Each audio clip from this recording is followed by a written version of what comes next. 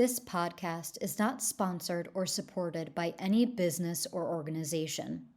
The views reflected on these podcast episodes are my own. Please be aware I am not a medical expert, travel agent, or any other kind of expert.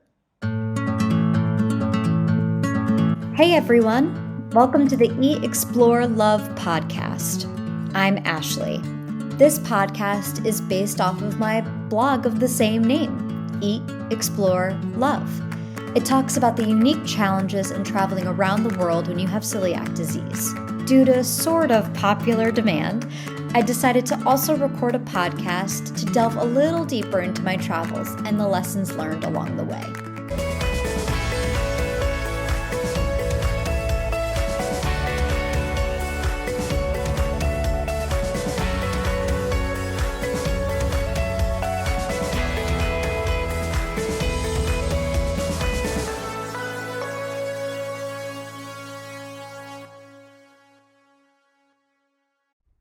This is a special episode where we're able to chat with the, male version of me, Michael Rothstein, who is on Instagram, essentially the gluten-free guy with his Instagram handle, The World in Gluten Free. We are going to chat about his journey with having celiac disease and how far the restaurant business has been able to come in the 20 years since his diagnosis. So for all that and more, make sure to stay tuned for this episode of Eat, Explore, Love, the podcast.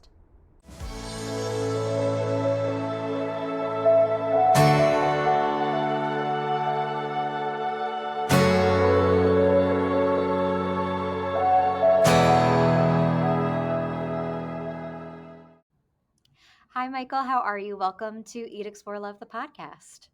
Thanks for having me. Really excited to be here. This is, as I was telling you before the show, this is new for me because I've done a lot of podcasts in my day job and had a podcast in my day job, but this is the first time I'm actually on a podcast to talk about my restaurant and eating habits, which has annoyed a lot of my friends over the years. So it's nice to be able to talk about it fully with somebody who actually maybe gives a hoot about it.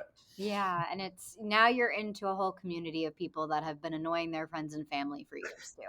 Well, So I'm glad to be here. I'm happy to be in this community of mildly annoying people, of their friends and family and waiters and servers forever.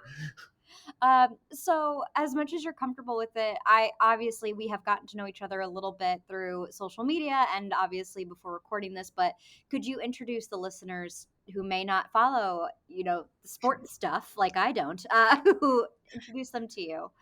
Yeah, sure. My name is Michael Rothstein. I'm actually an investigative reporter with ESPN. Have been doing that for a little while. Before that, I covered the Atlanta Falcons, the Detroit Lions, University of Michigan football, a little bit of National College basketball, a little bit of boxing. I've done a lot of things at ESPN, and I've been a sports journalist for 22 years. Maybe one of the few things in my adult life that actually lasted longer than my inability to eat gluten. So yeah, that's kind of what I do professionally. And then I've had a gluten allergy slash celiac slash all that stuff since 2004. I think it's been so long that I don't really remember when it was. I know where I lived. I know where I was. I know what happened. I can tell you all of that. But if you told me the exact, month, year, like I could not remember that. But celiac has actually been a part of my life since I was maybe 10 or 11 years old because my mom had it.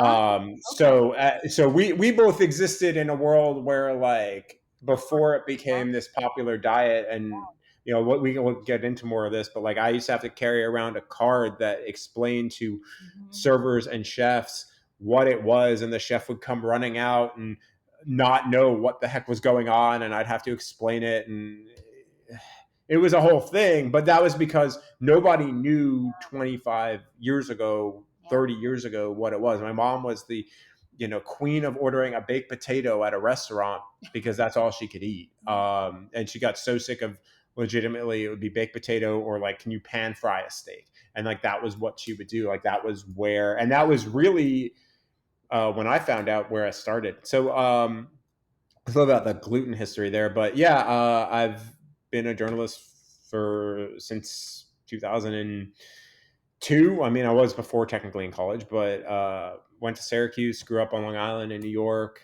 and have kind of been doing that since. Been very fortunate and grateful throughout my career to have a ton of experiences and ton of really cool stories that I've been able to tell. And it's taken me all over the US, all over the world in a lot of ways. And it's been super fun to do that, and I'm grateful every day that I get to do it.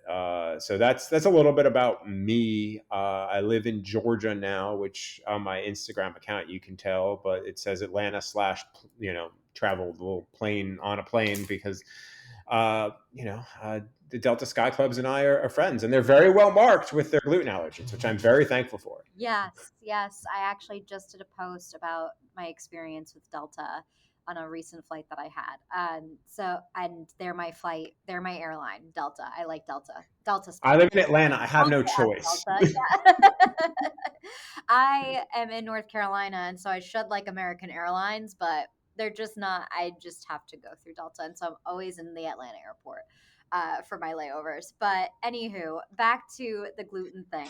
Sure. But do you The mind? gluten thing. Yeah, that thing that's always in the back of our minds. Do you mind walking us through? You kind of got into a little bit, but your diagnosis story, because you're one of the Yeah. few rare people that I've met diagnosed prior to your 20s, which that's Well, wild. no, it was it was in my early 20s that, but when we've looked back at like, so my mom when she was alive, we had talked about it a lot. She was the one who actually pushed for me to get tested because I just consistently was feeling bad, Mhm. and I mean, people on this podcast can understand. If you get glutened, you feel like you have a hangover, even if you didn't eat something, right? Even if you didn't drink. Yeah. But I was living in a world where I was drinking. I don't drink now, but I was drinking a bit then, and so there were times I'd wake up and I'm like, well, is it hang? Like my mom was like, I think you might have like this, Yeah. and I was like, all right. And I put off getting tested because I grew up on Long Island, in New York City. Like I love, give me a, this is again, 2003, 2004. Like give Mhm. me a good gluten-free bagel. Give me, or a regular bagel. Sorry. Yeah. Give me a slice of, Original Ray's or the pizza place that I grew up near, Ciro's or Pietro's in East Meadow, where like that, which from Hofstra, like Mhm. both of those places. I worked at Ciro. I was a like delivery guy at Ciro's when I was in high school. Like, but I loved pasta, pizza, like baked ziti. Like thinking about it now, and I knew then having this, and I knew. I mean, deep down, I knew, Mhm. but having this was going to eliminate like 95% of the food I ate. And I was living in Harrisonburg, Virginia, where it's home of James Madison University. Mhm. I was covering Bridgewater College. I was covering James Madison women's basketball team at that point in time. I was covering University of Virginia football for a little bit at that point in time. And I also knew, like, living in a small town, my diet was I was basically screwed in a lot of ways. Like, again, 2003, 2004, 2005 Mhm. time frame, which is when I lived there. And so it is a long whatever. So basically, I eventually acquiesced to my mom's suggestion. And to be clear, my mom had this for, since I was 10 and probably sooner. We actually think my grandmother, when she was alive, had it. Right. And so I eventually went and got all the testing that needed to get done. And I mean, they even were like, "We really don't need to do any more testing, dude. This is what you got." Yeah. And like, it was very, very clear when I explained to them what was going on. And I remember that night I was sadly in Virginia and not New York. I went and I had what there was like a New York style pizza place there, which I assume Mhm. is gone. And I had one more slice of like New York style pizza. I got so sick. And the next day I was like, all right, this is what we're doing. And I proceeded to eat salads for the next 3 weeks, Yeah. and only salads. So Sheets is this the gas station, right? But like I was living in Harrisonburg, Virginia. I was on a journalist salary in 2004, which was not very much money, So it's like I had to be very intelligent with how I spent my money too. So I got a lot of Sheets salads, which in hindsight probably also had gluten in it, but like I don't know how the chicken was prepared, but other than that, I'm like, okay, like I dropped like 20 pounds in like a month and a half. It was probably also not healthy to do that, but Right. that's all I was eating. I would eat that. I was not a big egg eater at that point in time. So I just, that was kind of how I found out. I had to give up beer, obviously, which was not fun because I drank a lot of it back then. I was an avid supporter of Guinness and Bass. But yeah, it kind of just changed so much. Now, I'm very fortunate that I had my mom who was so well versed in this because of her diagnosis. And I mean, I remember going on vacations as a kid, and we would legitimately have to figure it out and find places, and that was very hard to do. Yeah. But I also learned early on, and people who I'm guessing listening to this podcast know, like Outback Steakhouse, Bonefish Grill, like they were one of the first people to really adopt this, and they were like the only places that adopted this. When I found out, like, but no one else knew anything what it was, and I remember finding that out, and that was so huge. And again, I lived in a college town where Outback Steakhouse was kind of like there, and I would go in there all the time, like Right. all the time, Right. like once a week. I knew everybody that lived there. I played poker with some of the people at night. Like it got wild how often I was there. I remember one time they actually served me something that had gluten in it, and they felt so bad because I ate it because I trusted that. Yeah. And yeah, I remember that. That was unfortunate. So that is my diagnosis. But I remember my mom and I talked way back when, and we're convinced I've had it my whole life because, again, you grew up on Long Island, Cafe Bocce, which actually serves a whole bunch of gluten free stuff now. It's Yeah. one of it was my favorite restaurant growing up on Long Island. Uh, I used to go there. We would eat, and then I would be sick all the time when we went there, and but you didn't know what it was when I was, in the 80s, early 90s. You just didn't know like Mhm. what the heck was going on. Even after my mom was diagnosed, we didn't think anything of it. But I used to, it would not be fun. Yeah. It's interesting. I have a very similar experience of growing up. I'm one of four. Three out of the four of us have the celiac diagnosis. Oh, So that became fun for a period of time for my mother because no one wanted to cooperate and eat the same thing, and no one wanted to just be gluten free with us in solidarity. So she had to cook like three different meals for everybody, and she's a lot kinder of a person than I would have been. I would have been like, either you eat with the people with the allergy or you don't eat at all. But she's much nicer than me. We kind of in retrospect, my brother is also autistic, and that added another layer of things for us. But we realized we would always go to McDonald's because that was his thing of where he was willing to eat. And he started peeling the breadcrumbs off the chicken nuggets and just having the chicken part of it. And we were like, he must have known that that's what was bothering him. And he just didn't know to communicate to us of when I'm eating, I feel bad.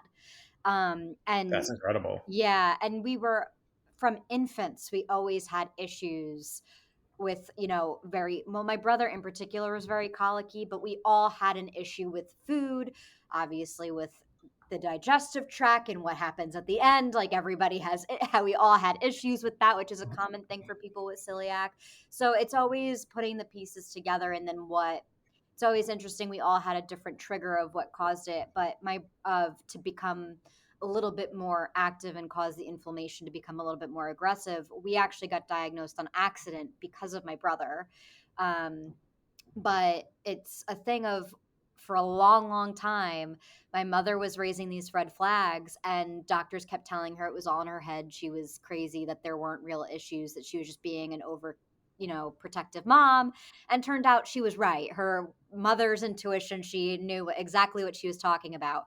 For you, when you went to the doctor, because I still to this day, when I'm having things going on, because with celiac, if you're diagnosed after a certain point, damage is done. There's other issues that develop, which is what happened to me.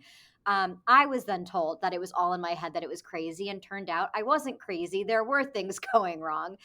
Did you have that experience when you were going to the doctor telling about the symptoms, or was it helpful having your mother's diagnosis in your back pocket to get them on board and getting the ball moving? I mean, it's been 20 years, so give or take. So I don't totally remember those conversations. Like, although I can, now that we're talking about like is in my head, right? Mhm.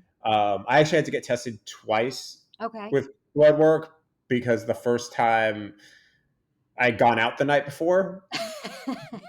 I will just leave it there. So maybe like my blood didn't quite, respond. That anyway. So yeah, I mean, it was never a question Yeah. to me because I knew I'd lived it with my mom, right? Mhm. Like I'd seen it. I knew how I felt. I knew there were issues. Yeah. Something was going on, Yeah. and it, by process of like almost by process of elimination to begin with, I kind of knew before I got the official test because it was like I didn't drink for 3 weeks. Yeah. Well, I still felt like I was hungover. Like I didn't do this, I didn't do that. And I'm like, okay, this makes sense, And then when I didn't eat, I didn't eat anything with like bread or wheat for a week, I was like, I had other than the night I went out, I felt great. Like so, it kind of almost like that. There was never any like question, I guess. And also, like if the doctor had questioned it, I would have just gone and found another doctor Right. who at least would get. But I didn't. I don't remember running into that You that had a level of lot issue. more information going into that doctor's appointment than probably Yeah, the I average. probably knew a lot more You knew more than the than doctors did probably about I wouldn't say that. I mean, come on now. at Like, let's all right. Let no, no, no, no, no, no, no. that. Like, I was a 23, 24-year old like nincompoop. Like, no, like, uh, Well, I say that in that when I go to my doctors, even in today's time, I'm having to educate them on medications you're prescribing me could have gluten in it, and having to tell them that they're still learning about how it all works. So I'm sure oh, back then you may still have known just slightly in a different capacity than what they might have been able to know, because it wasn't as much of a trend or a thing then. oh, for sure, right. But I mean, to be honest, I knew just I get that, but I knew from my mom, right, and that was it because I'd watched her live it, and I'd watched my dad have to deal with it, and I remember us having to go. We went to Outback Steakhouse a lot because that was where my mom could eat. Yeah. So and we went. We would have certain places, including the place that I had worked at, Ciro's Pizzeria in East Meadow, like that that had cooked for her specially because we were like, we come here all the time. Yeah. Will you work with us? And they did. Um, Thankfully, if Yeah. my memory serves, I think they did. Again, I was like a teenager and 10, 11, 12. Yeah. I feel like they did. We got food from there enough that like they had to. Um, so yeah, I didn't run into that issue. The bigger issue, like we were talking about before, was post diagnosis. Um, there was just so many people in the restaurant industry that didn't have great knowledge of it. Hmm. Uh, nor should they have, right? Because it was a different time at that point. That I remember having conversations, and nobody really. I remember when after I found out, it became this like, you have this weird thing. We can't go to dinner. I'm like, oh, Mm. okay. I mean, we can. I can just get a salad, like with you know balsamic vinegar, and like that's how I'm going to rock and roll with this. Like that, like there were like that happened because again, it was so uncommon and people just didn't know. Like, I mean, again, I was 24 years old at that point in time. I remember going out on a date and I had to explain. We went to dinner, mistake one, but I had to give the chef the card, and the entire conversation during dinner ended up being about my gluten allergy. You can imagine how Yeah. that went, right? Like, I mean, because that's just was not something that people understood, people wanted to talk about. Yeah. And yeah, I mean, but thankfully, Yeah. uh, it became a more popular. diet. Yeah. Uh, and I'm eternal. It's funny. I tell people that all the time. I'm eternally grateful for all these people that wanted to try to eat gluten free and have a gluten free diet, because what it did was it created so much awareness for people who can't eat it, like me, like you, like imagining a lot of the people listening to this podcast, Hmm. that actually created such an industry for it, Yeah. and had chefs and high level people that would not have ever thought about trying to make things gluten free, Hmm. and that have since, to where it's much easier now wherever I travel, wherever I go, to find things than it would have been in the past when I couldn't, or I would eat it out back every place I went, or Bonefish Grill, or every place I went, because that was essentially it. And there wasn't like an industry around it. And the food then, as we all know, was not nearly as good. The bread tasted like cardboard or sandpaper, or Or, certainly not anything. I had to toast everything, like because that was how you rocked and rolled. Where now it's, I mean, I was in London in February and I found this place, and I was really excited about it. I found a gluten free challah, and I hadn't found that ever. yeah. Um, and I was like, my brain, this tastes like what I remember challah being like. I haven't had challah in a long time, but Right. I mean, you just have all these places that you're like, okay, like gluten free fried chicken's like not an abnormal thing necessarily to find now, to where like it used to be, if I found it, I would eat it every meal. Like if I found it, I would eat it every time I was at that place. Where now it's like I've seen it on the menu and I'm like, no, I'm good today, Yeah. because I can find it elsewhere. Like you're talking about things like that, it's just changed so much. And I'm eternally grateful to whoever decided that it was going to become like this like trendy diet for a while. Like whoever you are, thank you very much. Yeah. I mean, to also play devil's advocate, with all the pros of something, there's also cons. And my trick of whenever I go to a restaurant now, because I think I don't remember if this was after or before we recorded, but when I tell a waiter or waitress that I am gluten free, there's always that eye roll that you sometimes get. And I've learned I'm going to make a joke about it. And then they're going to find me a little bit more endearing and not be annoyed with my existence and take me a little bit more seriously. That I always say, hi, I'm gluten free. I am not in it for the trend. And it always gets a little lame chuckle. And then and then I also appreciate what's starting to happen is they're now asking, is this an allergy or Yeah. a preference? It's not happening everywhere. I want to use this platform that I'm trying to build to educate restaurants that they should be asking certain questions. And feel that they're much better about it in Europe. I don't know if that's been your experience on your travels, and we still have a long way to go in the US, but it's definitely progressed, at least in the last 15 years that I've been having to be gluten free. And I can only imagine in the 20 years that you've had to do it, you're feeling. Yeah, I would say so. I mean, I get that preference or allergy question, but what I usually will do is I'll be like, listen, I have to eat gluten free. It's an allergy. Like I generally say that, or if the waiter or the server is knowledgeable, they'll ask about cross contamination, and then once they ask about cross contamination, that's when I'm like, listen, like Yeah. what do you put? I basically ask, what do you put in the fryer?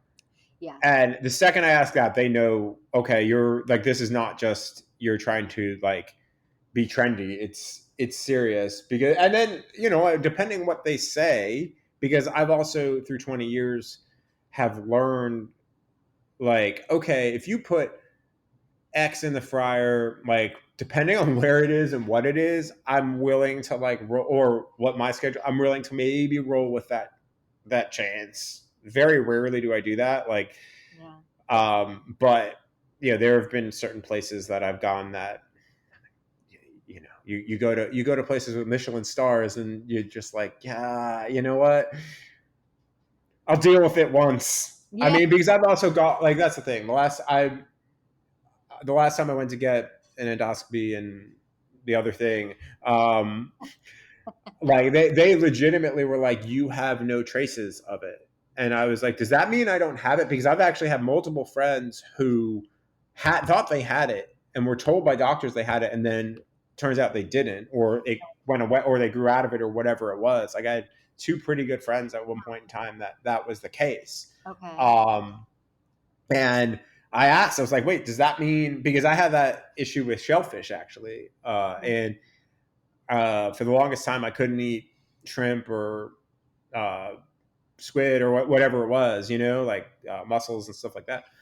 And which for people who have gluten allergies, like that's like a massive category that you're missing. Yeah. Um, and they basically were like, no, you have no traces there, but no, you definitely still have it. Yeah. It's just you're doing a really good job of not eating it. Yeah. Yeah. And I was like, cool, great, awesome, yay. Just brought Like, a crazy memory that I haven't remembered since it happened when you said that, of the first time my pediatric gastroenterologist told us in the first discussion about it that there was a potential of being able to grow out of it. And then a year later, I asked him about it and he acted like I just asked if I could kill his firstborn child. He was like, "No, you cannot." And I was like, I wouldn't have made that up. My 15-year-old brain would not have made up that I could grow out of this. That phrasing in particular, I would not have right, oh yeah, said. no, So, it's interesting how, but it also goes to show how the doctors are evolving and how they communicate about this to people,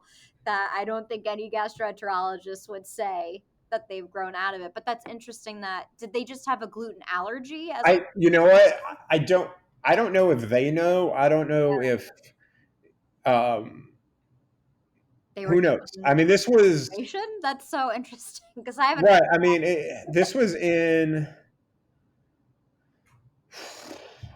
I want to say like late aughts, early that. tens That to explains mid tens. So I think it was also when a lot of education was still coming, happening. because I mean, here's the thing: you can be allergic to certain Yeah, things, and it's not gluten, right? right. Like, Yeah. so I don't know. I've never, to be honest, I've never really drilled down with them and asked why. I was just like, well, I great for you.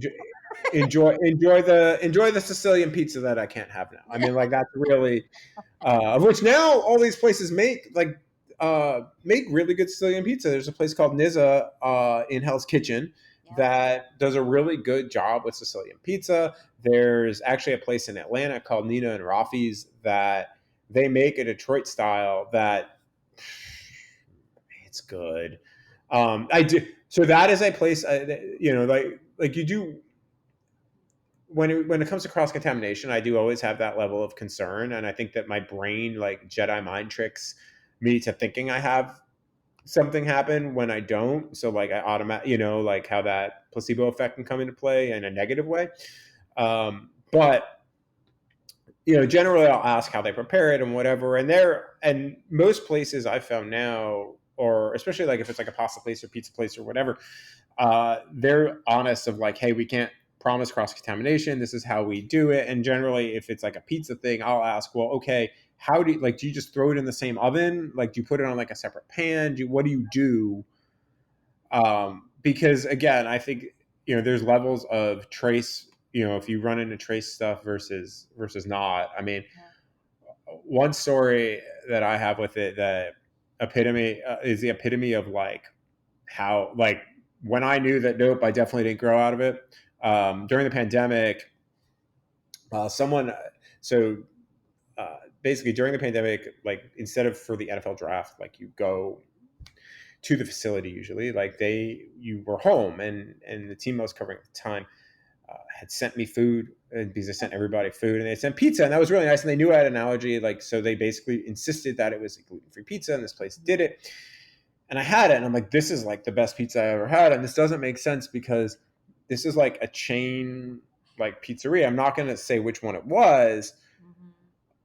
but by the middle of the first round, I looked like, I mean, this isn't a video, but like I like this book right here, right? Like it's gray, right? Like it's gray. I looked like that book, like, and I had to do like a video, and I felt so sick. I was sick for days, Yeah. and I'm convinced that it was obviously not like, and I ate the whole thing. I mean, I scarfed it down like it was It like the was so best thing I've good. ever eaten in my life, and I ate all of it, and I regretted every second of it. Yeah.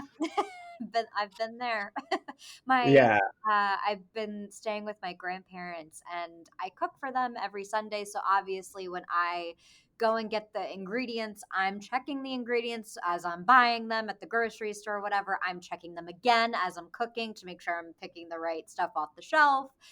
And whenever we're starting to eat, if I'm enjoying what I'm having, I get up from the table again and go and look in the garbage to check the labels to make sure, even though I've checked it every step of the way, because it's happened to me so many times where I'll order groceries to be delivered and they replace it without knowing and without telling me. And or I'll even accidentally, it's happened with my mother and myself where we think that we picked off something gluten free because the labels are similar and it wasn't gluten free and we don't find out till later.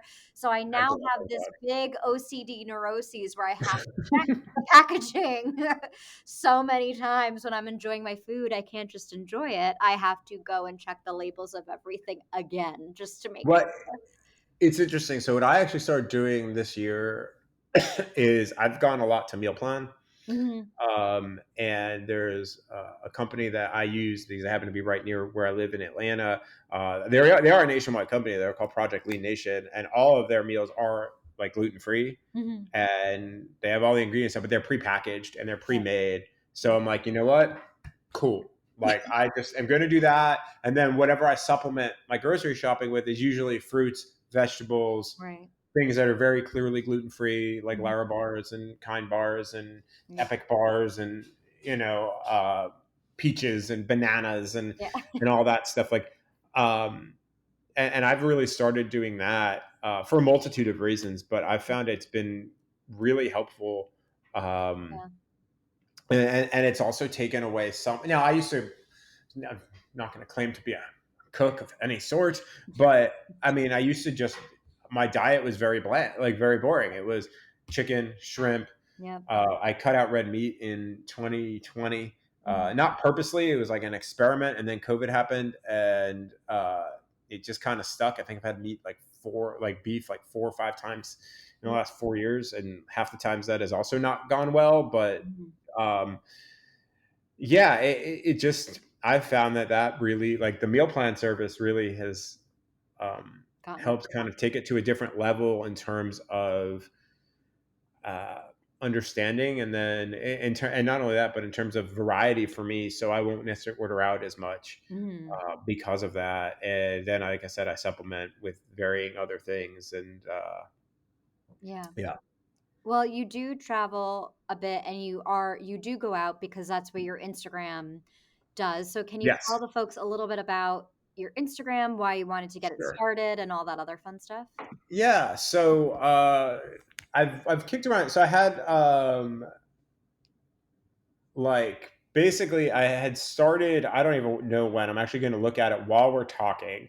I like on my like day to day personal Instagram that I use for everything. I'm looking to see when the first like gluten free like thing I did. It was probably like 2018, based off of looking at this. Was when here I'm gonna click on one because everything I've been eating is gluten free anyway. So it was like 2018, 2019 that I started Mhm. really kind of chronicling it on my own personal Instagram. And you know, I posted and I found I was posting like food and travel pictures more than anything else anyway. And I would do it on my other social medias as well, more the travel than the food. But about 6 months to a year ago, I said, you know what? I think that there's maybe a market for what I do. I think at the very least it can help people, Mhm. and that's really if I make a dime off of this, if I make nothing off of this, I don't care because it's something I'm doing anyway. And I've had people come to me and say, "Hey, I actually have a gluten allergy or I have Mhm. celiac," and I've you know when you post stuff about food, I'm always like, "Where do you keep finding all of this stuff?" And Yeah. I'm like, "Well, it's research, but also, I mean, when I was in Italy in 21." I legitimately would, if I walked by a gelato place, I would walk in the gelato place. I'd be like, "What flavor? Do you have any flavors that are gluten free?" Yes, no, maybe. If they did, then I would say, okay, I would try it. I hate so much gelato. It was Yeah. a lot. Like I think I'm the only person to go to Italy, walk the equivalent of 7 marathons, and gain 5 pounds. Like that happened over 11 days. I don't know how that occurred, but um, I kept posting food, right? And some people were like, "Hey, if you started like a separate account, I would follow you on that." And I'm like, hmm, okay, like, and in an effort to, so actually it was like 3 weeks ago. Mm-hmm. Like legitimately, this is very new, right? Like Mm-hmm. 3 weeks ago, I was sitting at home, July 4th weekend. It was brutally hot in Atlanta. And I was like, you know what? Let me start it. Like, and I had kicked it around. Like, I did like an Instagram. Not that my personal Instagram account has a ton of followers, but I had been like, would you follow this? Like, would this interest you? Mm-hmm. Type of thing. I did one of those poll things, and I was like, you know what? I don't really care. I'm just going to do it and see what happens. And if it becomes nothing, if it ends up nothing, okay, like I'll keep doing it. And Yeah. you know what, if it becomes something great, and I've helped people, and that's Yeah. because I know what it's like to have to like travel and not know or have questions. And now, like we were talking about, I think it's really helped that it's become a thing Yeah. that people understand. But there are still times, especially when I've been to some other countries, um, where maybe the language barriers are a little bit trickier, that I've either been more cautious, or, and by more cautious I mean like I just can't read, like like I don't speak Thai, for instance. So Mm-hmm. when I was in Thailand, I was very specific with where I was going, and the research I did beforehand. So if nothing else, if this becomes some level of like a research thing that just helps people, and on my account, um, which is, sorry, I'm literally pulling it up to remember, which is the World in Gluten Free, Mm-hmm. THE World in Gluten Free. The My thought was, I'm like, I anything I put on here is a place I've been to personally, and Yeah. I've eaten, and I'm only posting stuff that I've been to personally that I can vouch for and say this was good, this was quality. Yeah. And that to me is, there's an authenticity to that. And I was like, if I can again help people and get people to, have a good meal, Yeah. or have a meal that they know that they can trust, or at least 95% trust, because obviously if it's not a fully gluten-free kitchen, you never know. And it's sometimes not the fault of anybody if it happens, because it's just,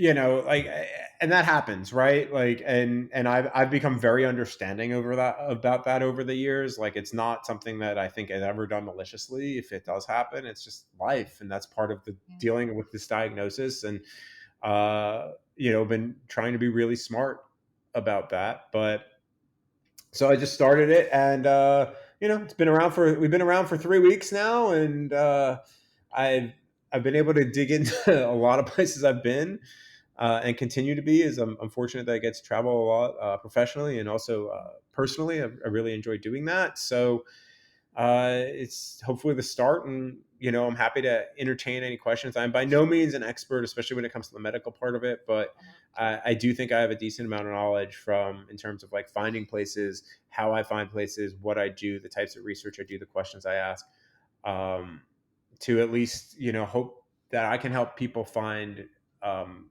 great meals when they are traveling somewhere, whether they've been there before or not been there before, and and just take a lot of recommendations.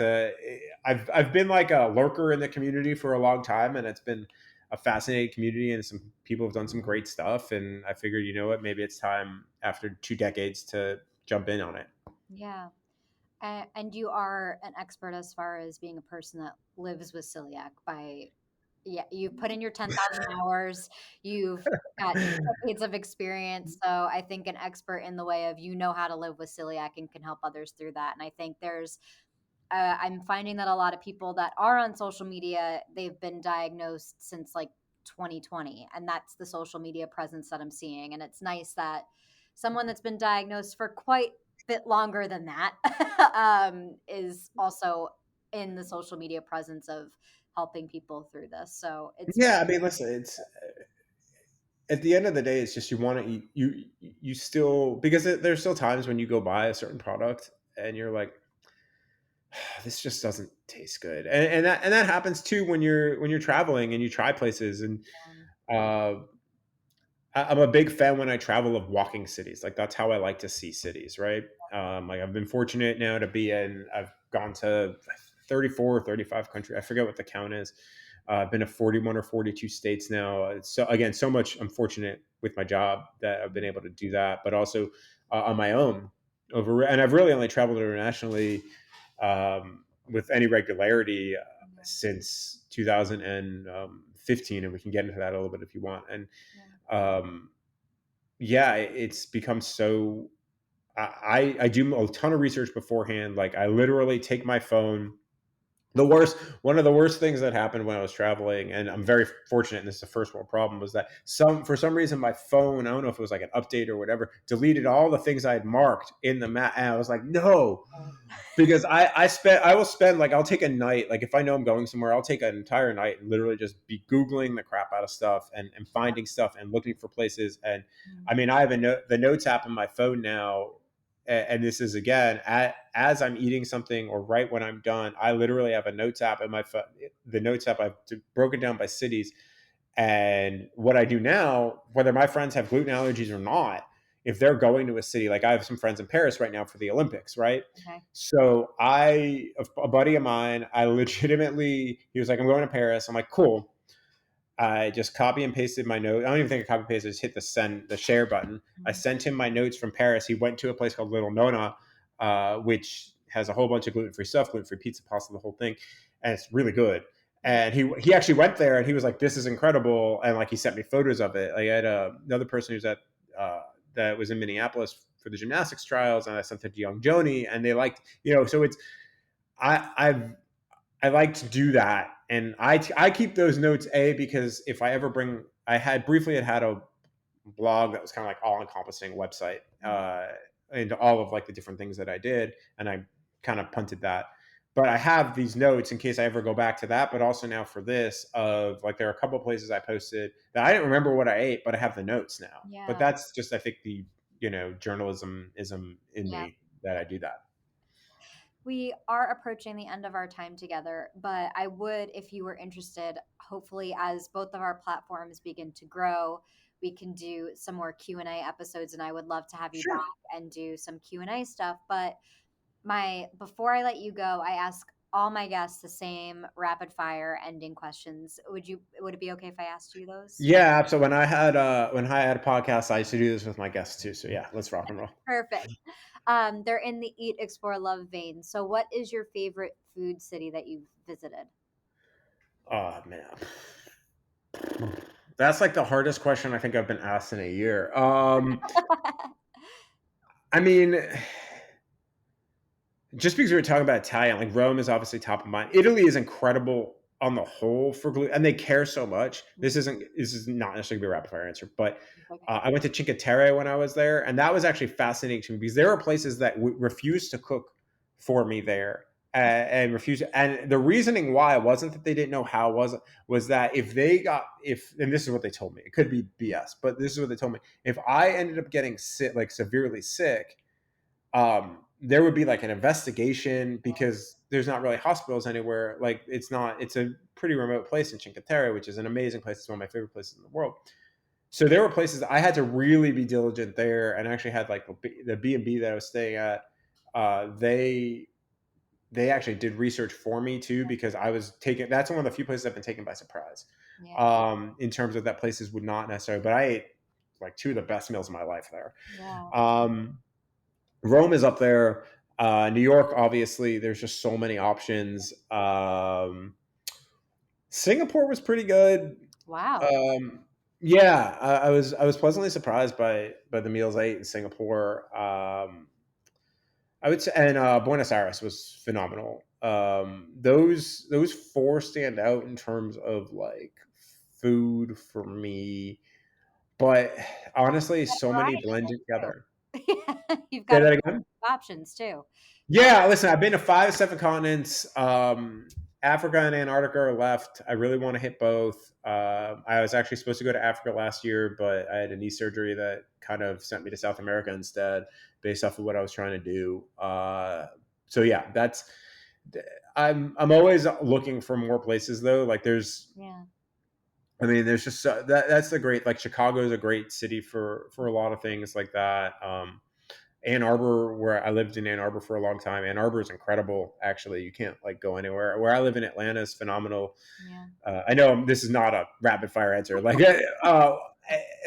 where I live in Atlanta, there's 4 bakeries that make gluten free stuff, including a fully gluten free place. I posted it uh, on my Instagram called Hell Yeah Gluten Free. It's one of the best gluten free bakeries in the U.S. Like legitimately, I can walk to all of them, and sometimes do on a Saturday if it's not good. You know, life is to be lived once. Do you prefer a vacation that requires you to be active or relax?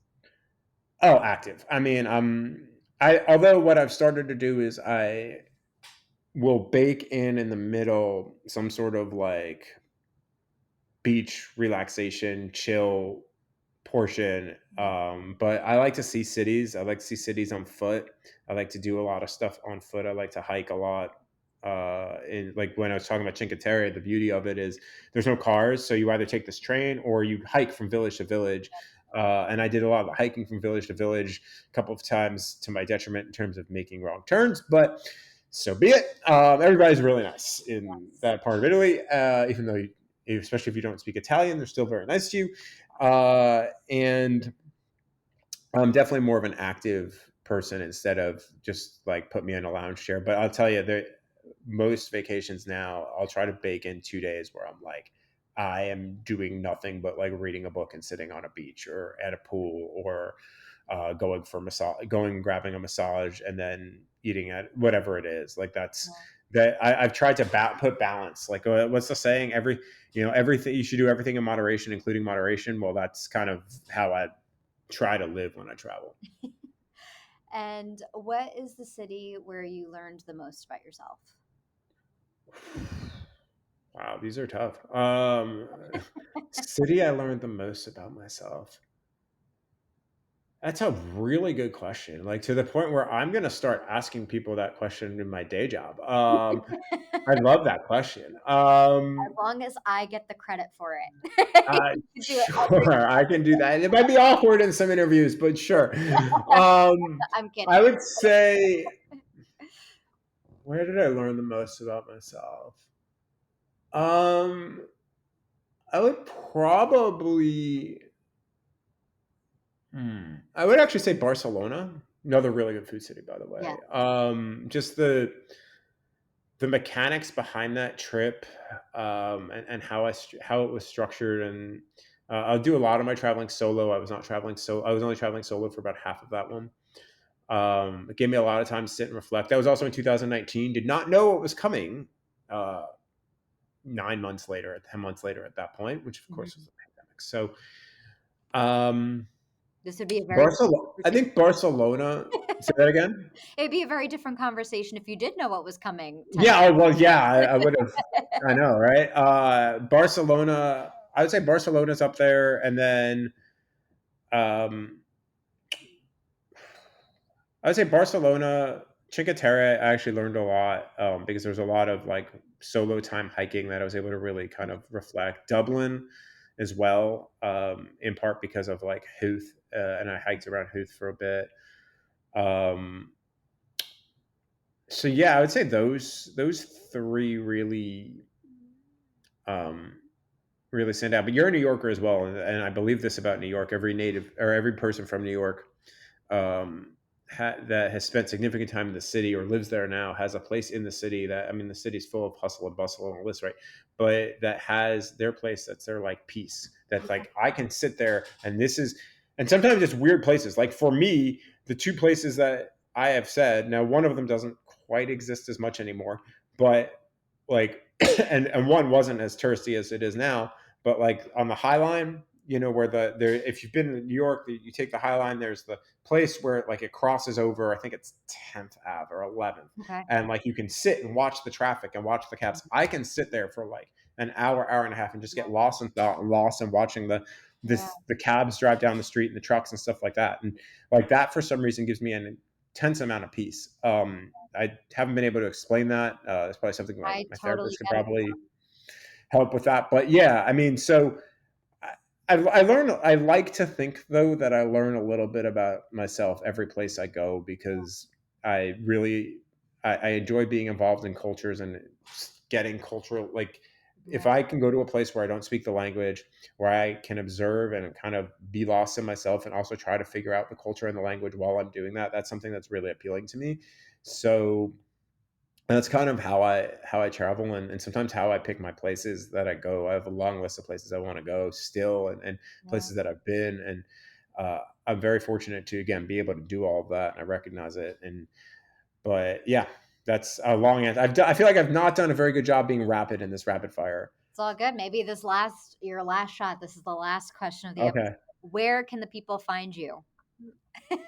Okay. Yeah. That. So you can find me on Instagram at the World in Gluten Free, and I mean that's really where that's the only place I exist in terms of like the gluten free world.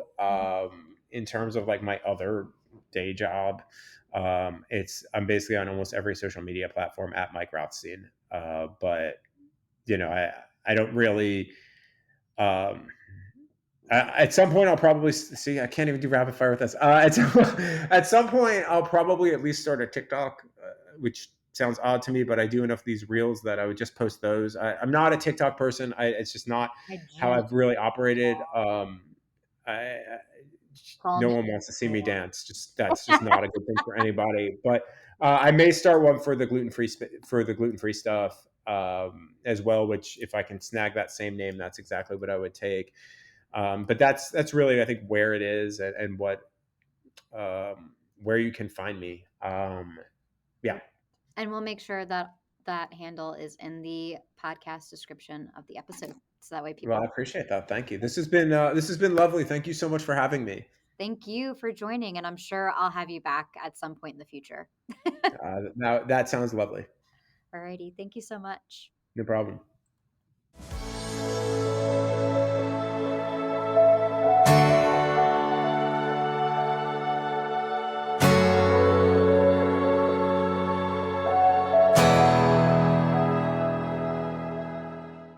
Thank you so much for listening to this episode. Make sure to stay tuned for future episodes, as I'm sure Michael will be back as we discuss the journeys of our platforms and recommendations for gluten-free eating that you could have as you travel throughout the world too. Till next time. Thank you for joining me this week for all the fun journeys and lessons learned on my big adventure called life.